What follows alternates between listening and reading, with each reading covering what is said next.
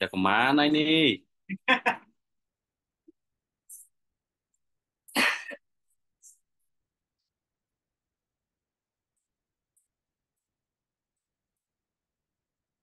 Lewat 10 ya.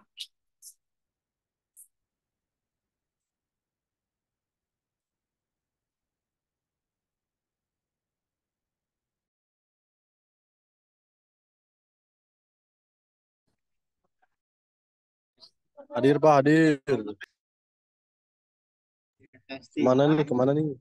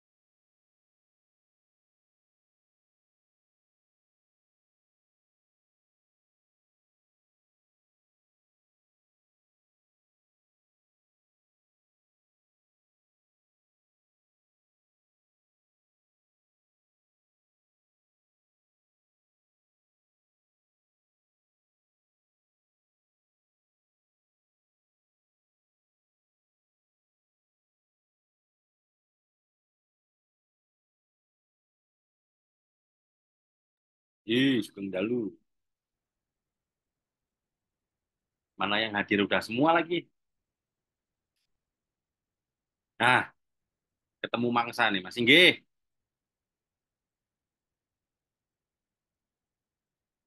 Mas Inggih, Mas Esa.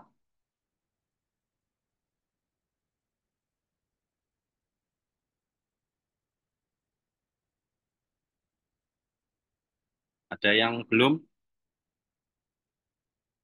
mau presentasi?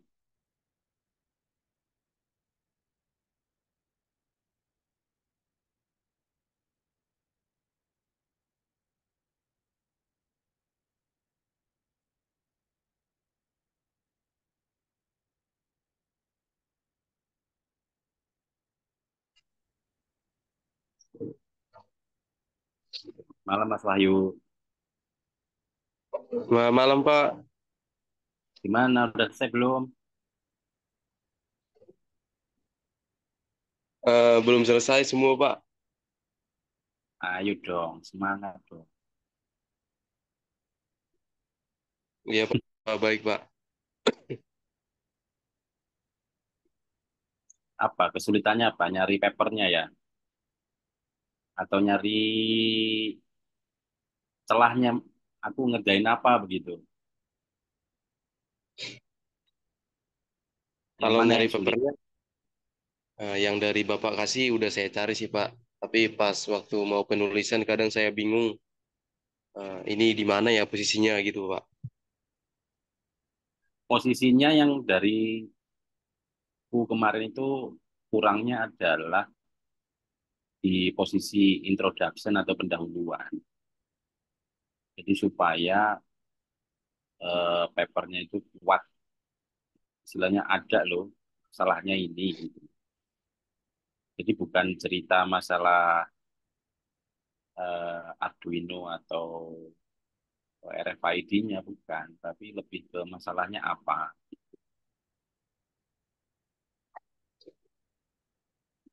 Tulis Iya aja Pak, baik dulu, Pak. tulis aja dulu nanti kan tak benerin. Baik, iya Pak, baik Pak.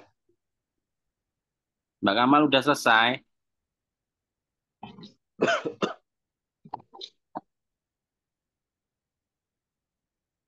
Mana nih Mbak Kamalia?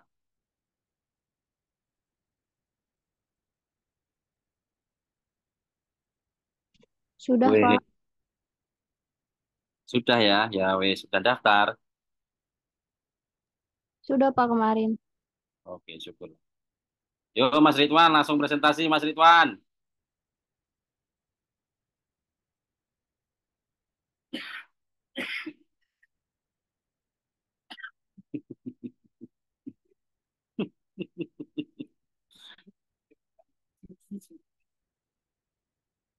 Piye iki? Masih nggih.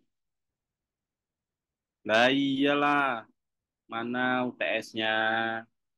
Ayo, mana yang dipresentasikan mana? Mana Mas Esa, mana Mas Singgih? Ini tak campur sama kelas reguler ya. Tadi aku nggak bisa masuk.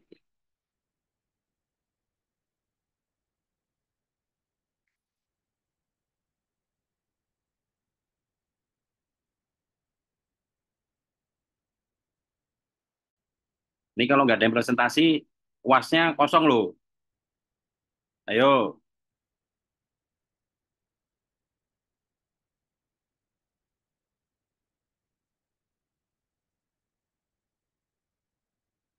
tunggu nih. Nggak ada?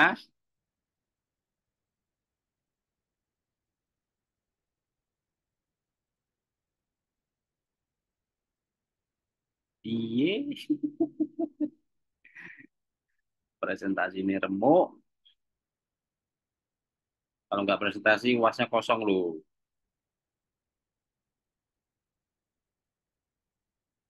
Oke, sambil menunggu yang lain, sama menunggu yang berani untuk present. Ini minggu ke-11. Apa 10 ya? 10 kemarin, Pak. Sekarang 11, Pak. Oke, 11 ya. Nah, di materi kali ini yang minggu ke-11 yaitu mengenai manajemen SDM.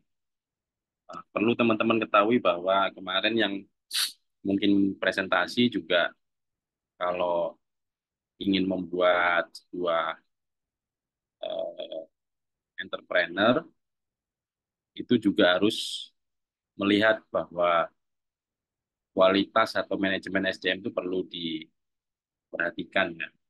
Mungkin kaitannya sama hal-hal yang dikira kalau di SDM itu akankah selalu produktif atau enggak. Nah, ini yang perlu di apa ya? Kalau menurut saya perlu diperhatikan.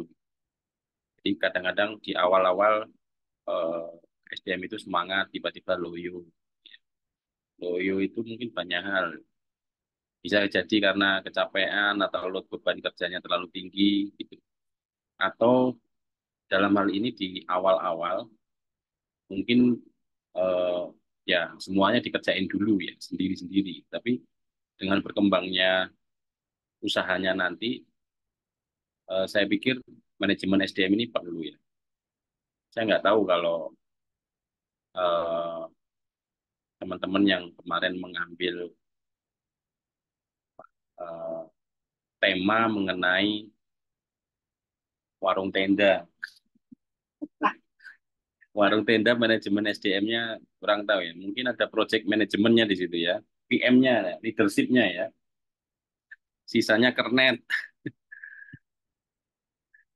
Oke. Kalau kita bicara sebuah perusahaan, pasti membutuhkan sumber daya manusia ya untuk dipekerjakan sebagai karyawan yang merupakan salah satu elemen utama yang harus ditata kelola dengan baik demi mendukung upaya pencapaian target-target perusahaan yang telah direncanakan. Ini biasanya akan tahu ketika eh, tahu ketika memang sudah mulai berkembang ya. Ketika di awal-awal mungkin semua dikerjakan sendiri. Ya pemasaran dilakukan sendiri, marketing dilakukan sendiri, keuangan dilakukan sendiri, semuanya gitu.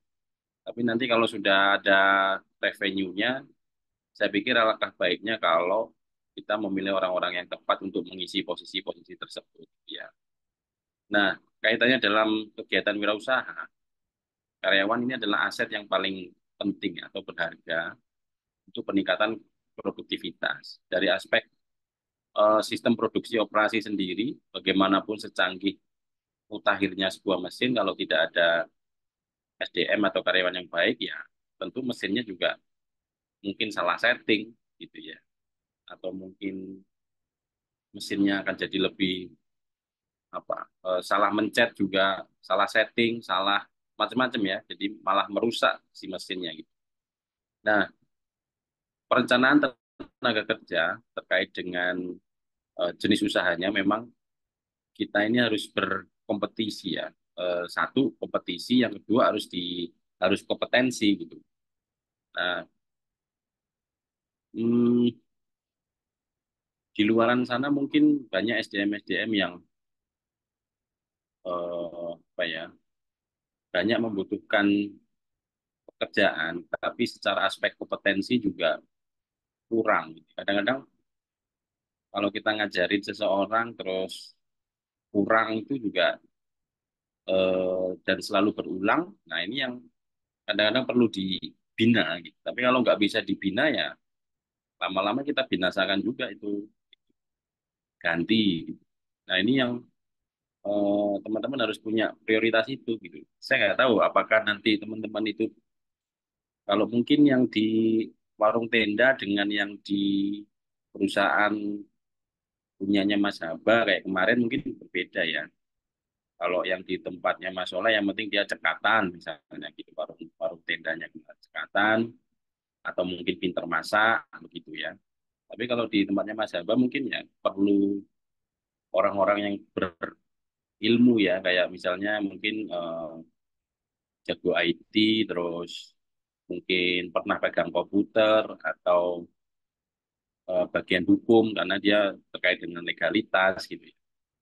Nah, kalau di tempatnya eh, apa namanya Mas Wahyu kemarin misalnya mau bikin software kesehatan begitu ya, basis AI. Saya pikir beliau juga perlu orang-orang yang jago di coding gitu ya. Soalnya kalau identify-nya keliru, maka hasil akhirnya juga keliru. Nah, kaitannya sama hal tersebut, itu memang dari apa ya, eh, prosesnya itu harus dilihat. Jadi di luaran sana, kalau kita bicara adalah external environment. Kalau di perusahaan kita itu lebih ke internal environment. Kalau kita bicara strukturnya antara penting dan enggak itu bisa dilihat dari sini. Jadi kita lihat strategic planningnya dulu. Ini mau kayak mana gitu. Tapi jangan dipaksakan kalau awal-awal. Karena itu nanti biaya SDM-nya semakin besar dan mungkin secara penggajian juga besar juga begitu. Jadi kita lihat nih strategic planningnya mau seperti apa.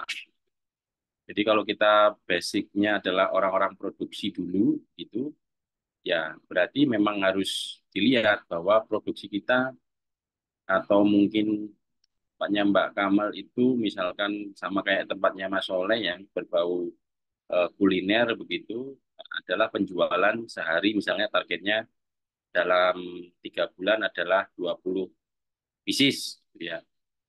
Nah, nanti terus begitu. Nah, ketika kita sudah mulai kewalahan begitu kira-kira, dari strategic planning kita turunkan menjadi human resource planning gitu. Nah, kaitannya itu kita perlu forecasting nih, forecasting human resource requirement. Terus kemudian ada forecasting human resource availability. Kalau kita bicara dua ini tentunya adalah comparing requirement and availability. Contohnya begini. Kalau forecasting itu kita lihat ke depan itu kalau kita nambah ini rugi atau untung. Dampaknya besar atau kecil. Nah, itu forecasting. Nah, kaitannya sama requirement misalnya eh, kalau misalkan di kuliner adalah orang-orang yang jago masak atau tempatnya Mas Fajar adalah orang-orang yang jago mungkin produksi atau desain atau yang pernah berkaitan dengan tas begitu ya. Atau di perusahaan software pasti pengennya adalah orang-orang program. Nah, kita lihat secara forecasting human resource availability-nya, ada nggak orangnya? Gitu. Nah, kalau ada, kira-kira mau ngambil berapa? Satu orang kah, dua orang kah, begitu. Nah, kalau itu sudah, maka kita lihat di compare begitu. Apakah antara kebutuhan dengan ketersediaan itu cukup atau memenuhi atau enggak gitu. Nah, kalau kita lihat di sebelah kiri itu, sebentar, saya sambil coret-coret ya. Kalau kita lihat di sini dulu ya. Nah, ini kalau demand atau supply-nya eh, tidak ada, maka ya no action. Tapi kalau kita lihat kalau eh, surplus of workers, maka kita lihat kita menahan dini restricted hiring-nya atau reduce hour-nya, itu kayak misalnya BUMN sekarang 4 hari kerja gitu ya, atau kita lay off kan begitu. Nah ini kalau sudah kebanyakan seperti itu. Nah kalau kaitannya sama shortage of worker, kalau misalnya kurang ya kita harus recruitment. Kemudian kita lakukan seleksi. Nah ini mungkin masing-masing punya tipikal sendiri ya. Apakah eh, kadang memang di sebuah perusahaan itu saya nggak tahu apakah teman-teman nanti nyari yang berijazah atau enggak, atau punya hmm, apa namanya sertifikasi atau enggak. Ya minimal untuk meyakinkan lah gitu ya. Saya juga punya kawan misalnya itu dulu dia dari kimia, tapi jago coding begitu. Artinya kalau kita langsung ya mungkin kebanyakan ya 80% atau 90% orang yang berasal dari ilmu komputer itu eh, mungkin bisa coding, mungkin ya, mungkin. Nah, ada juga yang dari SMK. Nah, tapi memang kita harus eh, membuka itu seopen-opennya ya.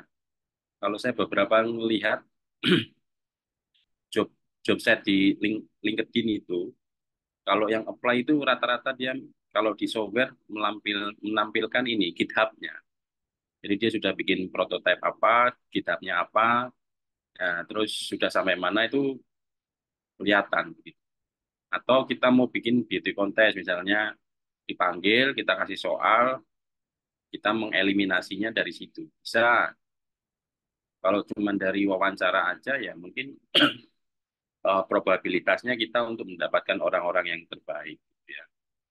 Tapi kalau kita disandingkan sama kualitas ya nanti dulu. Nah ini adalah hal-hal yang perlu teman-teman perhatikan. Nah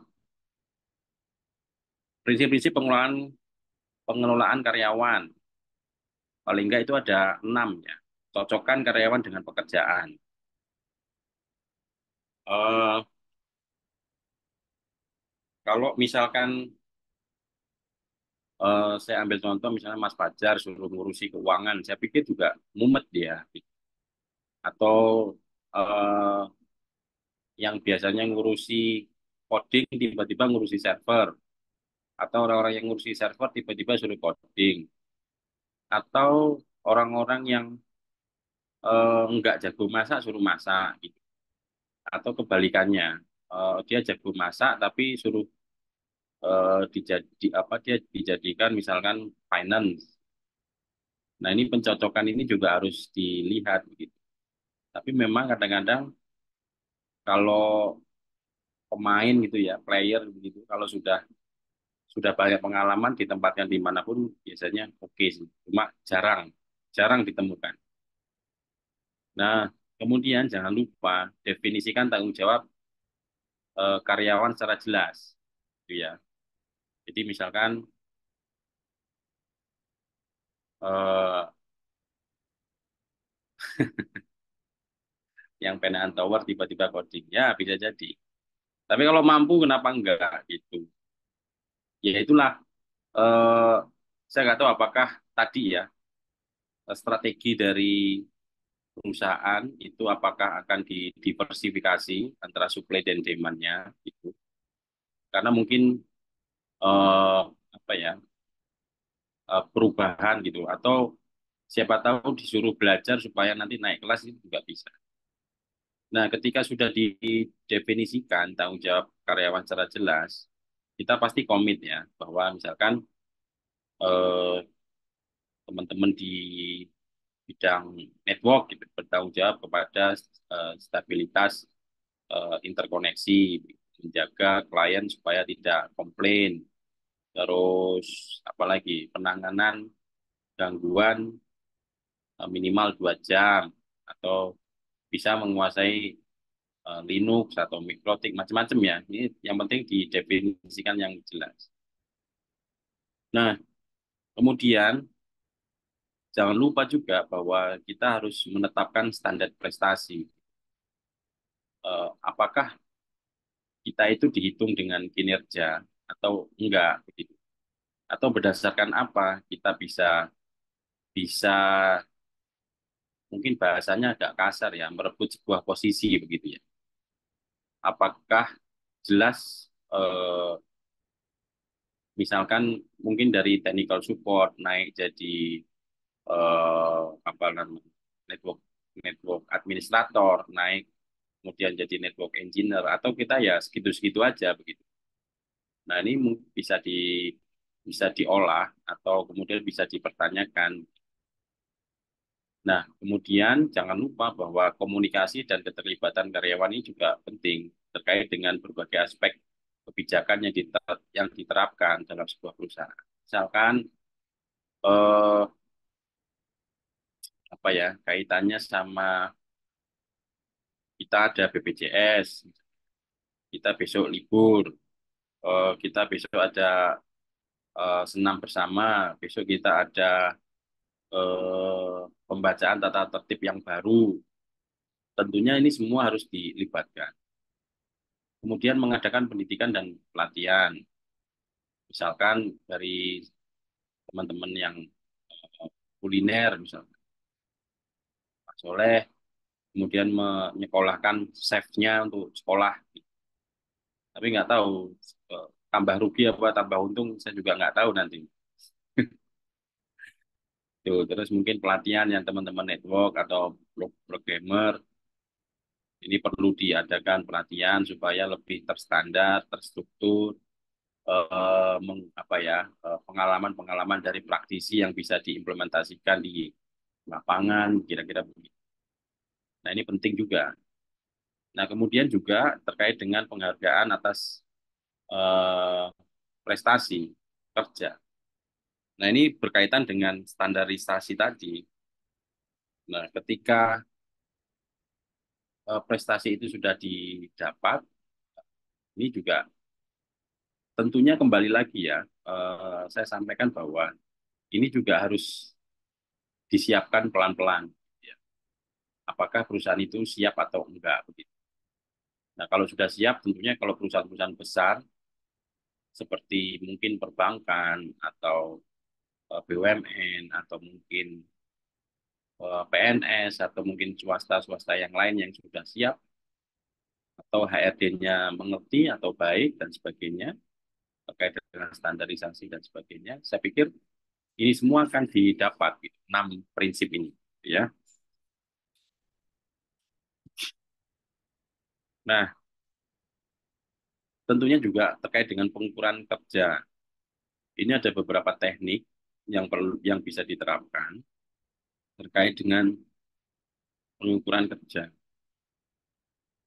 Biasanya minimal terkait dengan kehadiran ya, absensi, gitu ya. Terus kemudian eh, zero downtime atau mungkin programmingnya tasnya cepat diselesaikan macam-macam. Tapi di dalam yang proses yang benar itu ada beberapa ya. Saya contohkan di sini yang saya dapatkan ada 7. Pertama adalah mengevaluasi prestasi kerja. Apakah prestasinya bagus? Itu bisa dilihat dari task schedule. Misalnya kalau di software itu mengerjakan software A ada 100 task, itu bisa dikerjakan berapa lama. Atau kalau misalkan dia mengerjakan 2 software atau 3 software, ada berapa tas, kemudian itu bisa dikerjakan berapa lama. Mungkin dari perihal-perihal itu bisa dilakukan. Kalau di orang-orang teknik, saya nggak tahu kalau kalau di apa ya, kalau di sektor makanan mungkin jualannya jadi laku banyak gitu ya. Apakah chefnya masakannya enak gitu ya, atau kinerjanya kan ada tuh ada yang mendatangi kalau kita di restoran atau tempat makan didatangi mau pesan apa itu 1 orang, kemudian ada yang masak, ada yang nganter, ada yang bersih-bersih, ada yang nganter minum macam-macam. Nah, ini seberapa cepat? Nah, ini bisa dicek pengukuran kerja. Kemudian merencanakan kebutuhan karyawan, prediksi outputnya apa tadi itu. Kemudian menentukan kapasitas yang tersedia dengan jumlah karyawan yang ada di situ sama ketersediaan atau peralatan ditambah atau enggak eh, atau cukup begitu ya. Nah, kemudian juga ada menentukan harga harga produknya, pengukuran kerja. Standar kerja yang diperoleh melalui pengukuran kerja merupakan salah satu unsur yang menetapkan harga pokok dan harga jual. Keberhasilan penetapan harga produk akan menentukan kelangsungan hidup perusahaan tersebut. Contoh, kita bikin roti, 1 roti harganya kalau 100.000 ya mungkin nggak laku ya. Tapi kalau mungkin kita bisa membandingkan dengan yang lain, kayak per piecesnya mungkin 5.000, 3,5, atau kita pecel lele 17.000, 20.000, mungkin masih laku ya. Nah, kaitannya ya sama menentukan itu gitu. Kalau yang masak mungkin Chef Renata ya harganya mahal, tapi yang masak Soleh ya 20.000 udah cukup lah. Nah, kemudian membandingkan metode kerja. Metode kerja ini kaitannya sama shifting ya, bisa jadi pagi sore, WFH, WFO, terus kemudian remote, macam-macam lah begitu. Terus menentukan upah insentif. Nah ini kalau based on perusahaan-perusahaan biasanya paling banyak adalah mendekati UMR atau UMR pas. Kemudian kalau sudah lama biasanya ditambahkan sedikit, sedikit demi sedikit gitu ya sesuai dengan kemampuan perusahaan. Nah, kalau sudah mampu tentunya mau berapapun juga oke-oke aja begitu. Toh ini juga kerjanya bagus begitu. Kalau 1 orang bisa menghasilkan 1 miliar, ya kenapa enggak begitu. Kemudian mempermudah penjadwalan ya tadi itu. Kalau misalkan biasanya teman-teman yang shift, kalau lagi sakit atau kemudian ada hajatan, biasanya sering tukar-tukaran, biasanya seperti itu. Atau disepakati, misalkan 2 hari sekali, 3 hari sekali, atau apapun bentuknya lah. Gitu. Kalau ada jadwalan. Nah, apa tantangan utama dalam merekrut dan mengelola SDM selama ini? Nah, biasanya kesalahan pengelolaan SDM adalah penyebab kegagalan usaha. Nomor 2 paling banyak, yaitu hiring poorly. Jadi, apa ya, dia meng-hire, tapi sebetulnya salah dalam mengiyakannya ya. Eh, kalau kita bicara tadi hanya mengumpulkan CV, diwawancara langsung oke, tapi disuruh masang kabel misalnya nggak bisa. Atau goreng tempe nggak bisa. Atau yang perusahaan sepatu merajut nggak bisa. Perusahaan sepatu desain nggak bisa. Atau coding, nah ini repot lagi kalau coding nggak bisa ya ruwet. Atau mungkin begitu sudah dilakukan semua, ya tadi itu kadang-kadang butuh mood yang bagus, hari-harinya oke, eh, apa namanya konsisten hasilnya. Tapi kalau kemudian tidak sepadan ya kemungkinan hiring purli ini adalah hal yang perlu dihindari ya. Kalau yang lain kita bisa lihat sendiri bahwa eh, mungkin nomor satu adalah building something nobody wants. Gitu. Dan dia pengen membentuk satu usaha tapi tidak ada yang ingin tahu gitu. Atau lack of focus, misalnya fokusnya jadi buyar gitu ya. Eh, mungkin ada downtime atau error coding atau diversifikasi produk macam-macam ya. Nah, atau juga tantangan dalam merekrut juga fail to execute sales and marketing gitu. Kadang-kadang teknisnya udah siap tapi penjualan loyo. Nah, ini juga masalah juga. Jadi sebetulnya teman-temannya eh, ketika teman-teman membuat usaha atau kita dekat dengan usaha itu perlu dicermati bahwa membuat perusahaan itu juga ya susah juga begitu. Terutama adalah ya kadang kita mikirnya ah enak ya punya eh, pekerjaan sendiri gitu. Tapi kadang-kadang ketika misalnya misalnya ini saya juga kepikiran juga saya punya usaha sehari misalkan pendapatannya 1 M. Kira-kira kalau saya libur sehari kan jadi kepikiran kan rugi 1 M sehari. Kalau saya nggak kerja 30 hari ya 30 M hilang. Tapi itu kalau bicara miliar. Tapi artinya kalau kita punya pendapatan 500.000 sehari, bahkan kita mau libur aja malah eman-eman. Bahasa eman-eman, bahasa Indonesianya adalah apa ya? Wah, eh, bahasa Indonesia eman-eman ya, Bang. Ada yang tahu? Ada yang bisa menerjemahkan nggak? Bahasa eman-eman. Eh, rugilah, kira-kira begitulah ya. Gampangannya begitu. Nah, 7 tanda adalah cocok jadi CEO. Pertama, berani mengambil resiko. Teman-teman yang sudah presentasi adalah teman-teman yang sudah berani mengambil resiko. Karena sudah mau presentasi. Yang kedua adalah tahu cara berkomunikasi yang baik. Nah, teman-teman yang sudah presentasi sudah memaparkan entah itu PowerPoint ataupun proposalnya. Nah, sekarang kita tinggal lihat growth mindset dan actionnya. Ini apakah teman-teman mau tetap menjalankan begitu? Nah, ini tetap harus dilihat.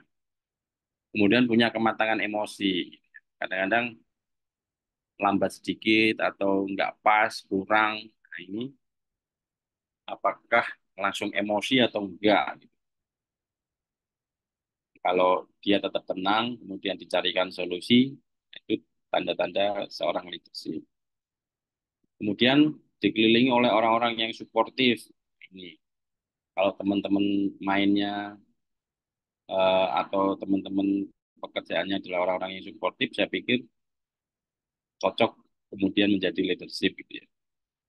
Tapi ya dalam kita bersilaturahmi atau berteman ya tentunya nggak boleh pilih-pilih ya. Tapi saya meyakini bahwa suatu saat ketika sudah matang begitu, saya pikir orang-orang yang di samping atau teman-teman kalian adalah orang-orang yang suportif. Begitu. Kalau enggak ya nggak akan seperti yang sekarang. Kemudian suatu saat akan menikmati peran sebagai pemimpin. Saya nggak tahu minimal mungkin pemimpin keluarga begitu ya atau yang lain. Kemudian selalu berpikir visioner. Wah, ini penting nih. Visioner itu kritis juga iya, melihat ke depannya juga iya. Kira-kira apa dan kenapa perusahaan saya ini harus tetap jalan, kemudian seperti apa nanti tantangan ke depan, apa yang harus saya persiapkan, macam-macam. Jadi kira-kira akan seperti itu nanti di posisinya.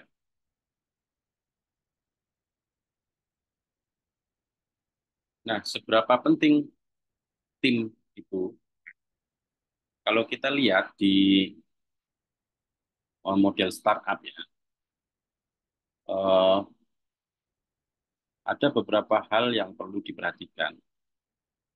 Kalau di startup biasanya ad- hmm, minimal lah ya, minimal ya. Kalau kita bilang perfect startup team ya, harus ada yang menjadi sell the product ya, atau istilahnya hustler. Kemudian ada PIM the product gitu. Artinya yang membuat produknya itu sendiri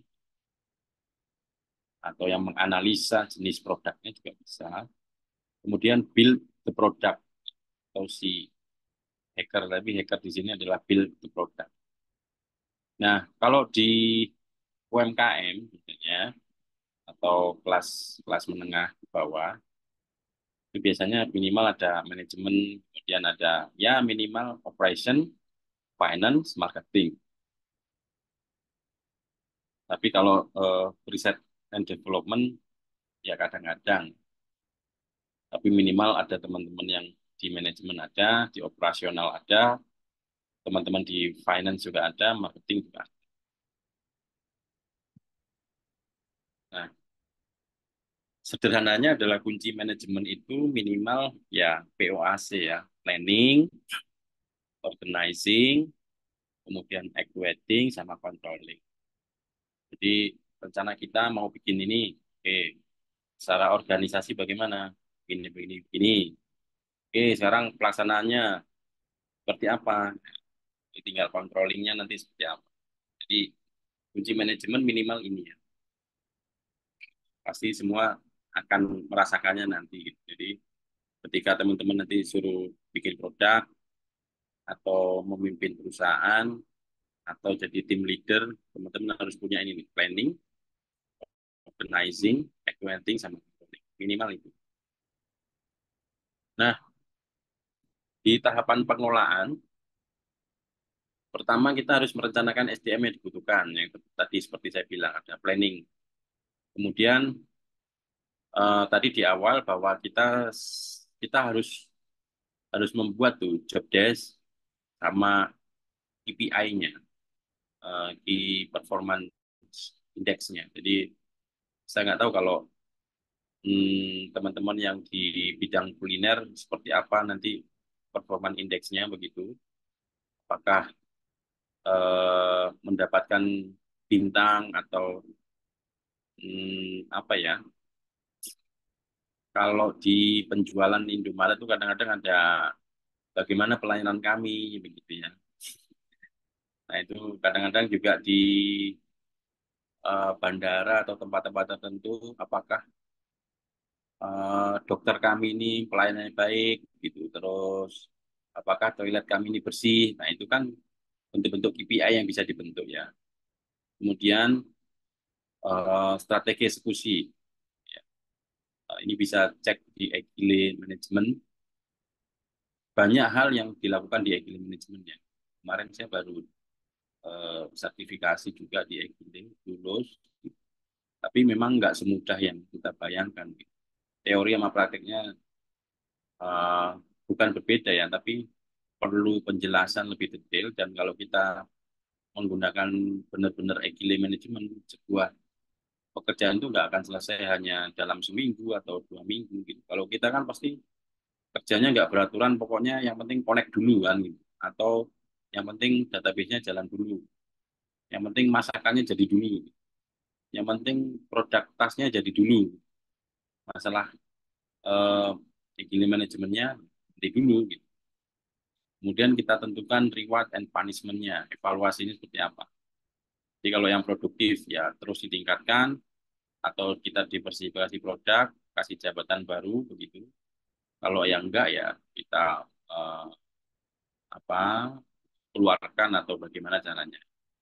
Kemudian penyiapan next leader-nya tentunya ada. Nah, tahapan pengelolaan di manajemen itu paling enggak ada direksi, ada manajer divisi, ada karyawannya. Nah, penyelarasan dalam hal KPI tentunya masing-masing ya. Ada yang dari divisi finance antara penyelarasan semua dari aspek keuangan, kemudian penyelarasan dari sisi eh, apa ya, hmm, memonitoring orang-orang itu. Gitu. Kadang-kadang kalau kita melihat sendiri bahwa eh, saya meyakini bahwa teman-teman mungkin sudah yang sudah bekerja ya, atau yang menjelang, atau yang merasakan kerja yang overload dan sebagainya. Kadang-kadang KPI-nya nggak dihitung. Macam-macam lah begitu. Nah ini yang perlu pencatatan ya. Ini tugasnya HRD dulu. Oke, terima kasih. Kira-kira ada pertanyaan enggak kaitannya sama eh, apa ini tadi materi kita dengan manajemen SDM. Ada? Kalau nggak ada siapa yang mau presentasi? Ini anak-anak reguler udah semua ya. Tinggal Ika nggak kelihatan ya. Karyawan banyak yang belum loh. Ini udah pertemuan 11 loh. Mau pertemuan keberapa? Mas Esa belum. Mas Rifki belum.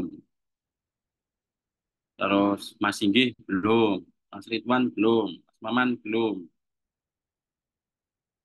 Masa kalah sama ayam golek? Ayam golek.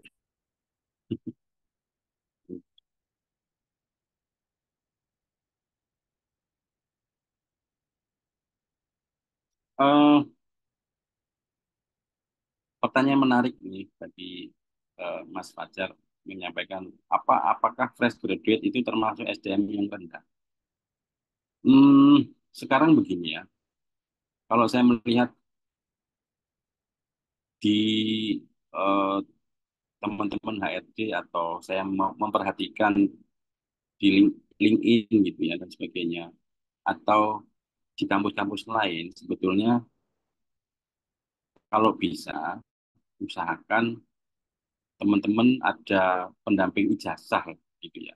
Pendamping ijazah itu kayak mungkin eh, kalau mungkin pernah dengar ada Coursera atau mungkin yang lain lah di LinkedIn atau course-course yang lain kalau misalkan itu bisa dilampirkan atau teman-teman bisa lulus ya tak pikir itu bisa bukan merendahkan teman-teman yang nggak punya ya, tapi kayaknya kan lebih dilirik deh. Misalkan lowongan hmm, apa ya IT support, mungkin teman-teman bisa jawab deh. Kalau IT support dibutuhkan misalkan mengerti TCP/IP, mengerti Linux, dah dua itu aja. Nah, ada yang, nah ini coba saya tanya teman-teman. Kalau kondisinya seperti itu tadi ya, kemudian ada yang mendaftar SMK, dia punya, dia berkata bisa dan dia mungkin punya sertifikasi di CNA. Yang kedua, ada yang mendaftar fresh graduate S1. Gitu. Nah, yang ketiga, dia S1 dan punya sertifikasi. Kira-kira dari tiga item ini, teman-teman mau milih yang mana?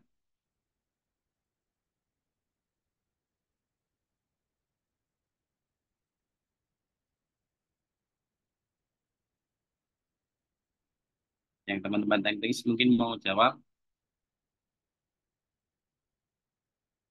dibutuhkan technical support. Kemudian ada tiga SDM yang melamar. Pertama, lulusan SMA atau SMK tapi dia punya sertifikasi.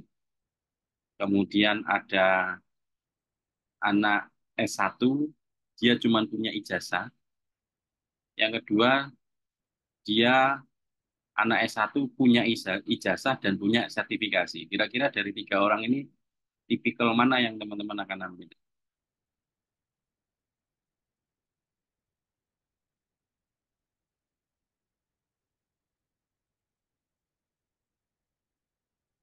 Mungkin Mas Rifki mau jawab, Mas Maman mau jawab, Mas Inggi mau jawab. Ini orang-orang yang teknis nih.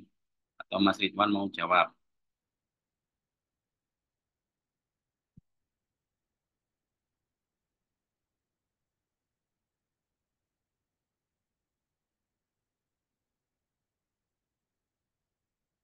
Wah, pada diam semua.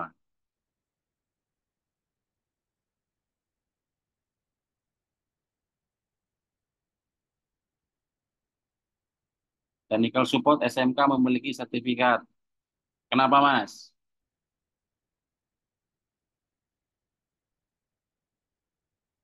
Ini jadi perdebatan yang menarik nih.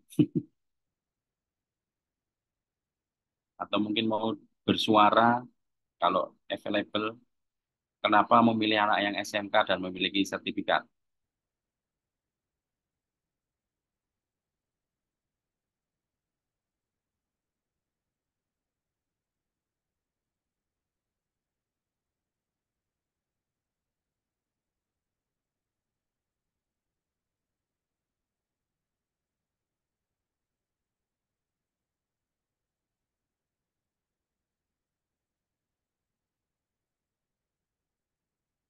Karena lebih kepada kualifikasi ke teknisnya, Pak, bukan teori.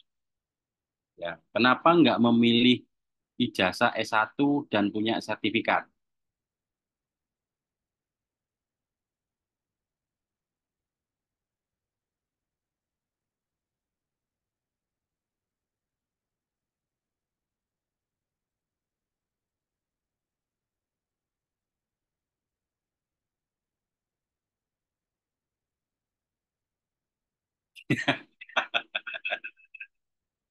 Karena biasanya SDM tinggi bayarnya dulu. Oke, masuk akal juga.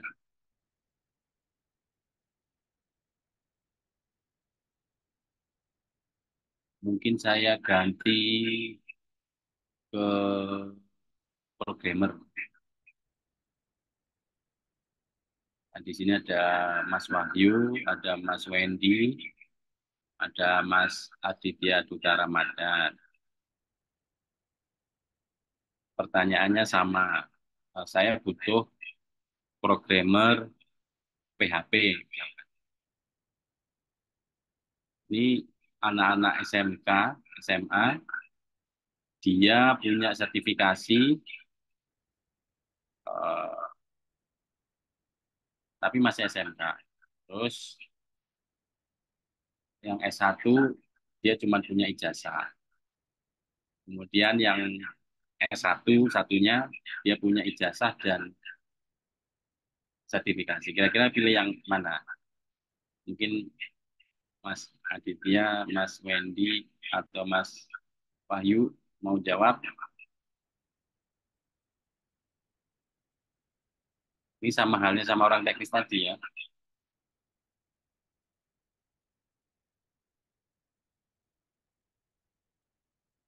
Udah dijawab sama Mas Ridwan tadi.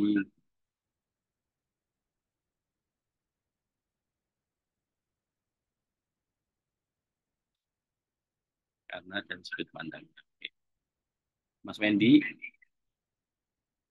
Mas Aditya Duta, atau Mas Wahyu, atau Mbak Intan, atau Mbak Firly, atau Mbak Kamal, atau Mas Haba mau ikutan jawab, kira-kira SDM mana yang mau diambil?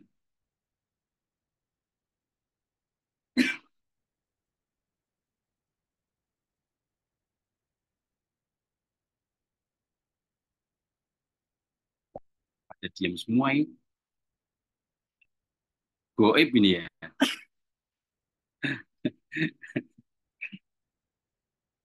Aku ngomong sama kucing, ngomong sama foto ini. Aduh, Yung.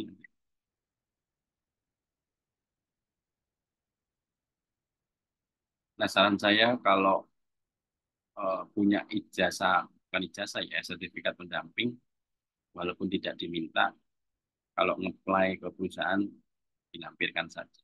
Siapa tahu HRD-nya tergoda untuk melihat sisi lain ya.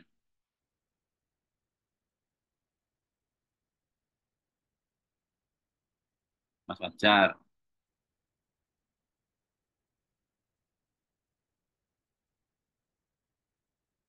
mana nih Mas Fajar?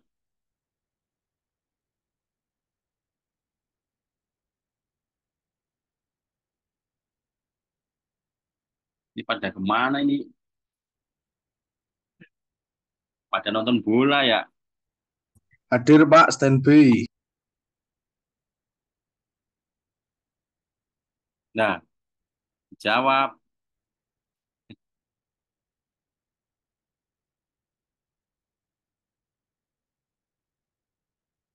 Lah mau pilih, lah mau milih yang siap jadi programmer atau programmer sambil belajar. Pertanyaan yang sulit juga ini. Kalau saya milih yang jadi programmer.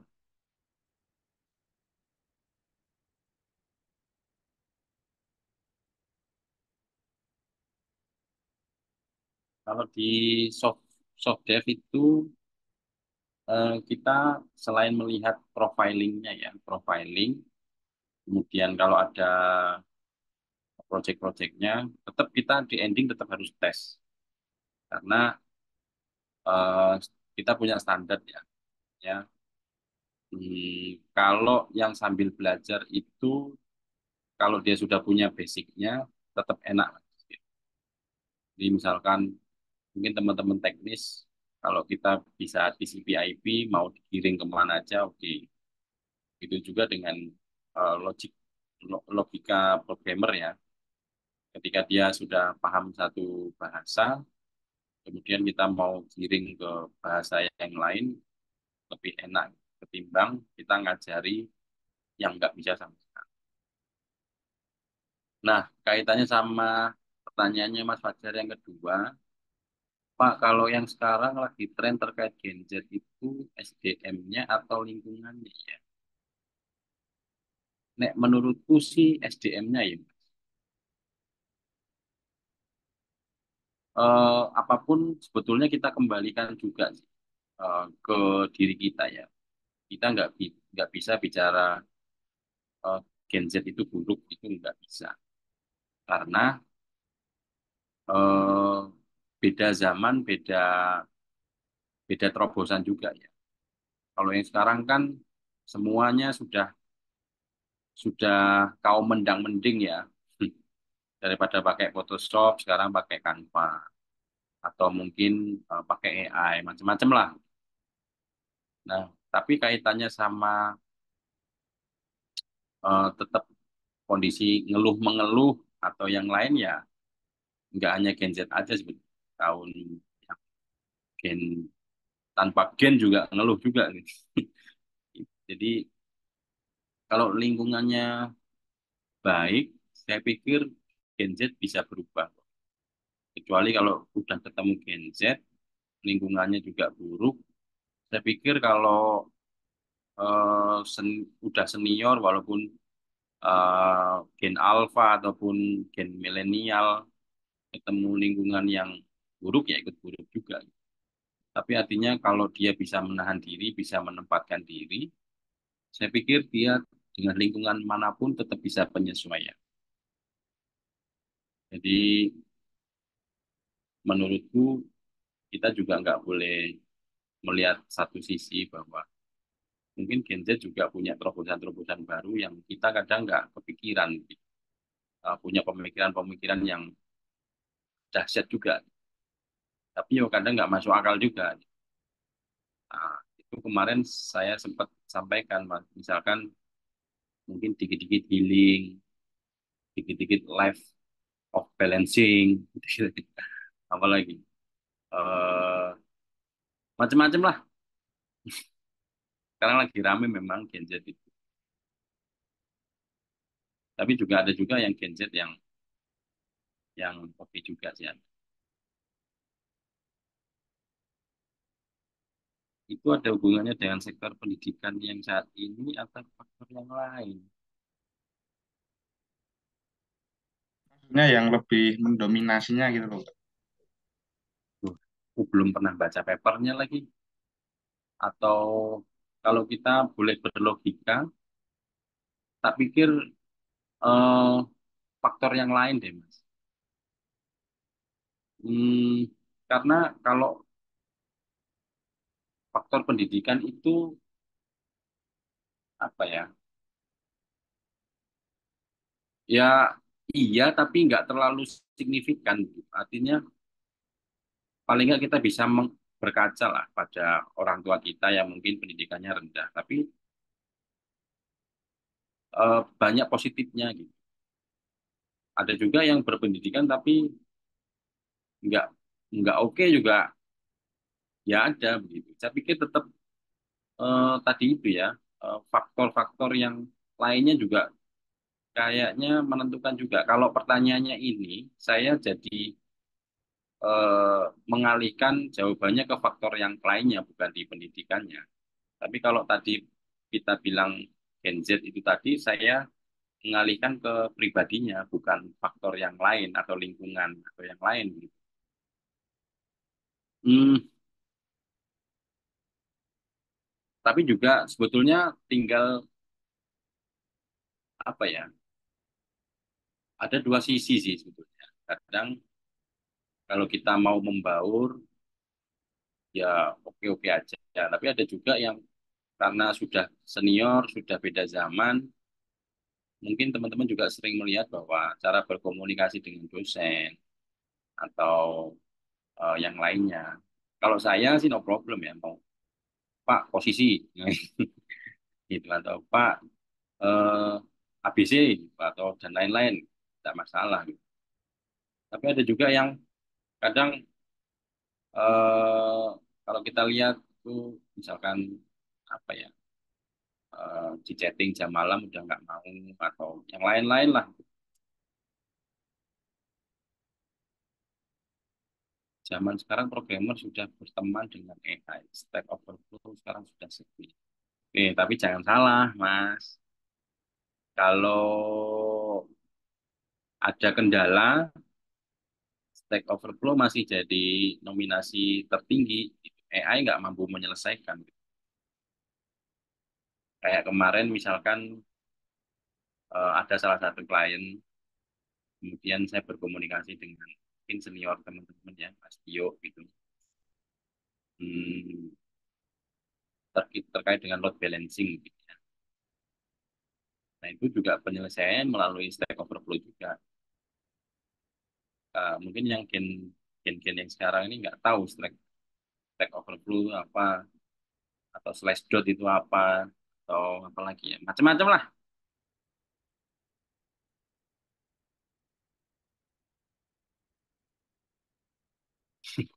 Mumpung ngobrol AI, SDM ini apakah masih ada kualifikasi SDM rendah sama SDM tinggi, sedangkan SDM rendah bisa menggunakan AI. Nek, menurut saya, kalau dalam materi tadi, Mas, tetap kita harus berpatokan sama KPI, Mas. Kalau AI itu kan tool pendukung ya, kita kembalikan lagi. Kadang kan kita mau menulis pun, biasanya kita butuh, kayak tadi Mas Wahyu menyampaikan, saya udah ketemu Pak, cuma nulisnya bingung. Dengan AI ini mungkin membantu, gitu. Tapi bukan sepenuhnya bahwa kita menilai bahwa SDM yang menggunakan AI ini lebih bagus atau lebih rendah, enggak. Itu adalah bagaimana si SDM ini mencoba untuk blend gitu ya dengan teknologi terkini. Kalau mengandalkan misalkan hmm, apa ya, bikin sebuah ide bisnis apa begitu. Nah, kalau mungkin kita pastekan di AI, mungkin jawaban-jawaban itu bisa sedikit membantu gitu. Apakah itu lebih rendah? Enggak juga gitu. Nah, apakah itu tinggi juga? Enggak juga gitu. Karena kan enggak semua bisa terjawab di sana. Walaupun mungkin dia dengan fisik kuantum dengan pendekatan algoritma yang 99%, itu kan hanya bagaimana kita eh, sama sama halnya lah kayak kayak dulu sebelum mengenal AI, mungkin apa ya, Adobe Photoshop gitu ya. Nah, kalau kita dulu mungkin pakai Paint, apakah yang menggunakan Paint ini lebih rendah? Enggak juga, yang penting cepatnya. Tools ya. Jadi menurut saya, kalau saya sih, apa ada sisi negatif AI untuk segi bisnis? Hmm, ada. Sebentar, saya tak menyelesaikan debatnya dengan Mas Ridwan. Sayangnya dia nggak mau pakai mic sih.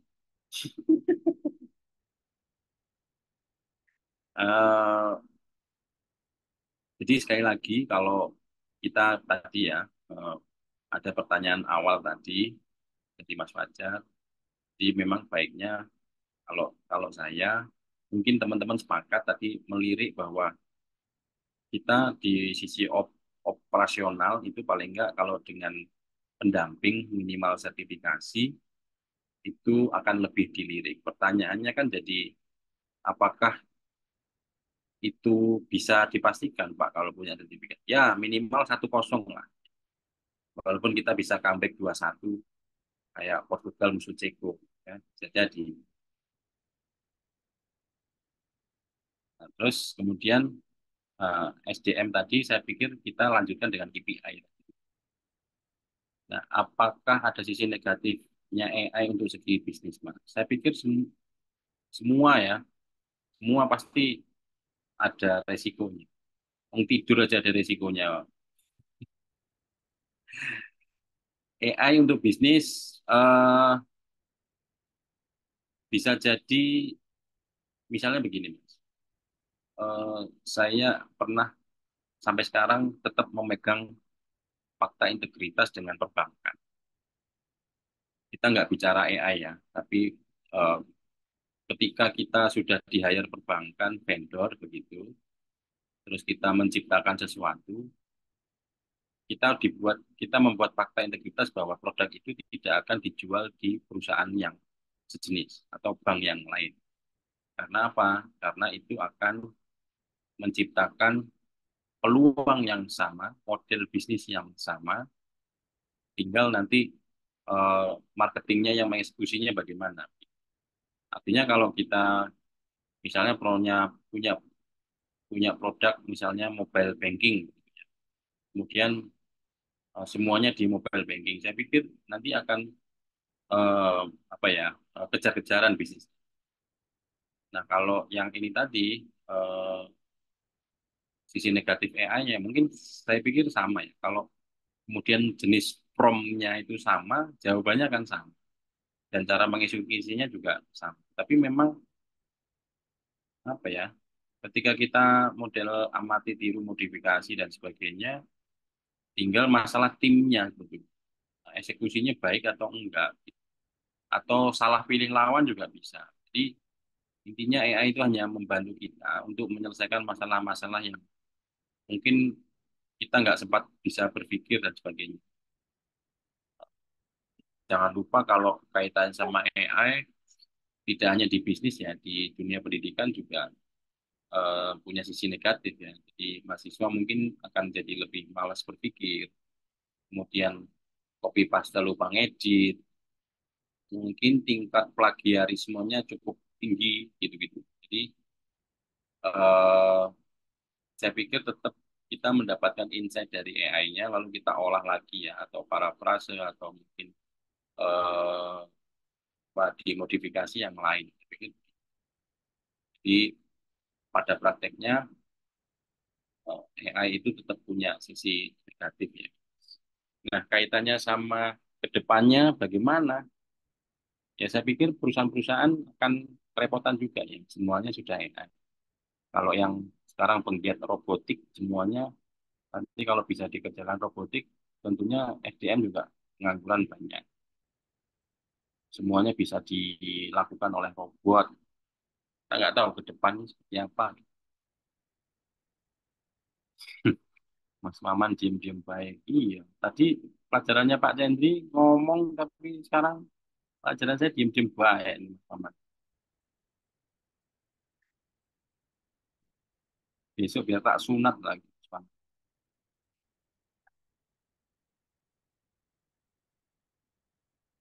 Oke, ada yang lain?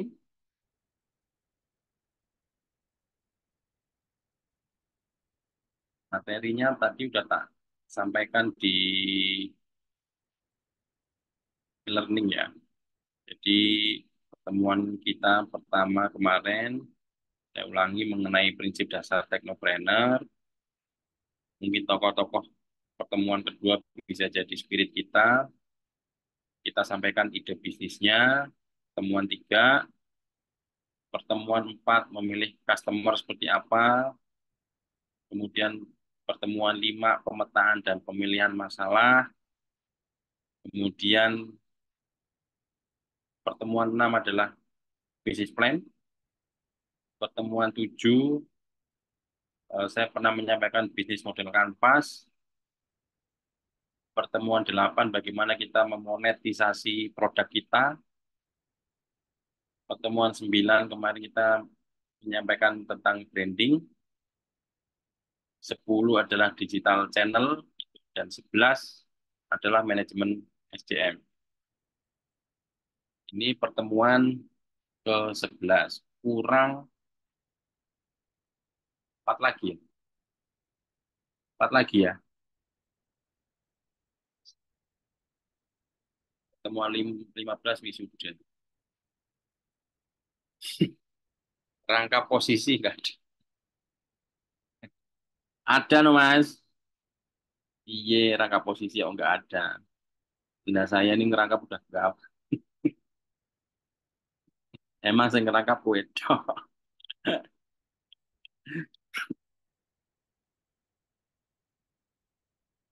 Iya, curhat terus Mas Ridwan. Mbok wis dikerjakan gitu loh Mas Ridwan, presentasi,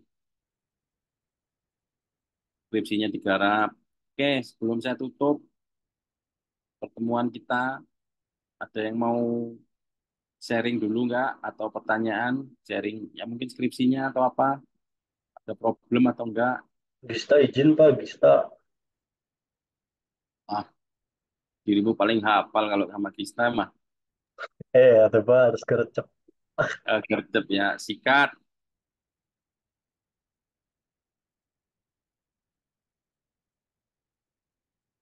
Yang lain mau konsul atau apa? Mumet, Pak. Mumet kenapa? Mumet tuh kok mumet banget banget, Pak. Bentar, bentar, maaf, maaf. Lu bukan dengan Rifki, anu ya, Rif, ACC terus ya, lanjut Mas, lanjut Mas, lanjut Mas. Gitu ya, Lanjut, Pak, dikoreksi kok. Oh, ya Allah. saya mau, anu, lanjut Mas, lanjut, bab 5. Rangku bimbingan emang gue. Tapi teman-teman perlu hati-hati ya. Saya merasakan di S3 saya, itu dosen pembimbing saya bilang, Gus ini terus lanjut, terus. Begitu ujian remuk babak belur saya. Diajar habis-habisan, Pak. Iya, diajar habis-habisan. Jadi Terus pas revisi itu dosen pembimbing nggak bisa disalahkan, Pak. gimana? Terus pas habis-habisan babak belur itu dosen pembimbing membenarkan atau menyalahkan, Pak? Di disertasi kemarin sebetulnya menjelaskan. Artinya sebetulnya membantu, cuma membantunya karena mungkin tidak semuanya dibaca ya, jadi bagi penguji kurang menguasai materi juga. Yang seharusnya minor jadi mayor saya. Walah, Hancur, hancur. remuk babak belur. Neng tetap request dosen penguji jenengan ya, Pak. Iya, iya. Tapi yang jelas yang perlu teman-teman perhatikan, kalau yang skripsi, intinya adalah pemadanan teorinya harus ada. Jadi nggak bisa kalau cuma bikin-bikin aja gitu. Teman-teman yang misalnya mau bicara load balancing, mau bikin produk A, produk B, tetap harus ada teori pendamping dan pertanyaan dasarnya adalah goal-nya apa dari itu. Kalau goal-nya sudah ada, ya baru bisa kita turunkan. Oke, goal-nya ini Pak. Oke, kita lihat eh, yang sudah menyelesaikan ini papernya mana aja. Terus apa yang diteliti dari yang sudah ada ini apa? Adakah hal yang baru? Atau teorinya ini mau dicoba dengan konsep yang baru? Itu juga bisa. Jadi sering saya sampaikan bahwa kalau kita misalkan beli handphone di Lampung dengan di Jogja, saya pikir kalau mereknya sama, mungkin yang berbeda adalah harganya. Kalau begitu ya berarti nggak ada apa-apanya. Kemudian metode penyelesaian. Jadi kalau kalau saya ketika latar belakang clear, insya Allah ke belakangnya 99 clear. Kalau nggak clear di bab satu, nah ke belakangnya masih salah.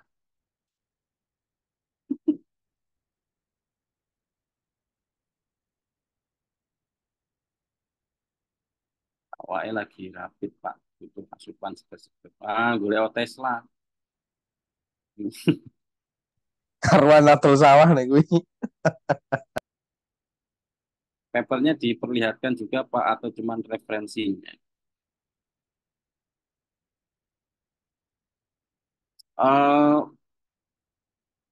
Nek saran saya di bab 2 terkait dengan mungkin ya, kalau saya lebih senang keaslian penelitian. Misalkan eh, papernya itu nanti tergantung dosen pengujinya ya atau dosen pembimbingnya. Misalkan di bab 2 itu kajian teori, itu misalkan teman-teman dapat 10 nih. Itu yang menjadi dasar teman-teman mengerjakan. Kan sering saya sampaikan ya bahwa si A meneliti apa, menyelesaikan apa, teorinya apa, hasilnya bagaimana. Penelitian B menyelesaikan apa, teorinya bagaimana, menyelesaikan apa. Dari 10 itu kemudian ditarik kesimpulan, oh ternyata penelitian ini yang sudah diselesaikan adalah A, B, C, D. Nah, saya mau nambahi satu variabel misalkan E, atau saya mau ganti teori untuk menyelesaikan A, B, C, D. Itu bisa. Nah, nanti kalau sudah dalam bentuk tabel, maka referensi-referensi itu harus dimasukkan ke data pustaka. Gitu. Nah, kalau apa namanya eh, dosennya jahil begitu, atau dosennya pengen tahu ya tentunya dikasih aja papernya begitu.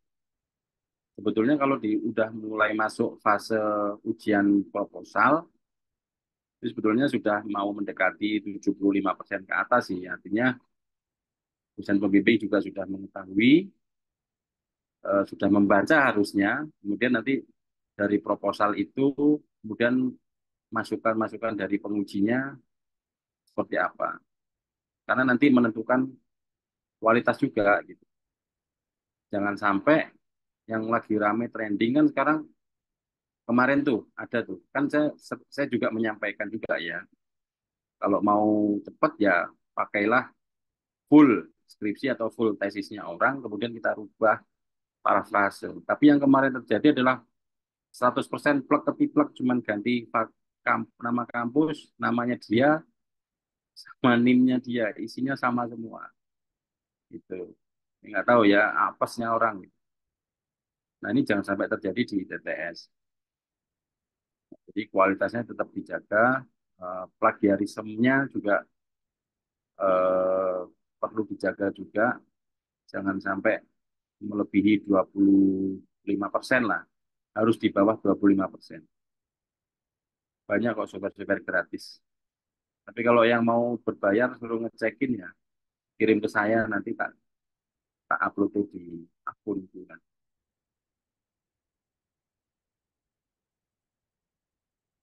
Gitu ya.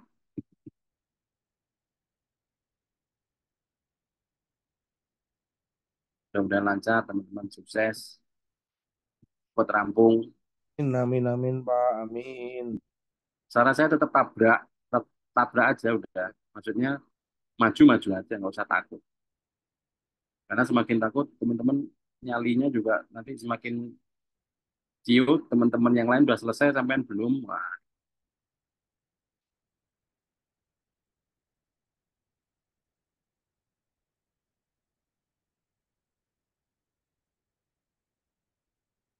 ini Mas Ridwan ini. Makanya melebu Mas Ridwan.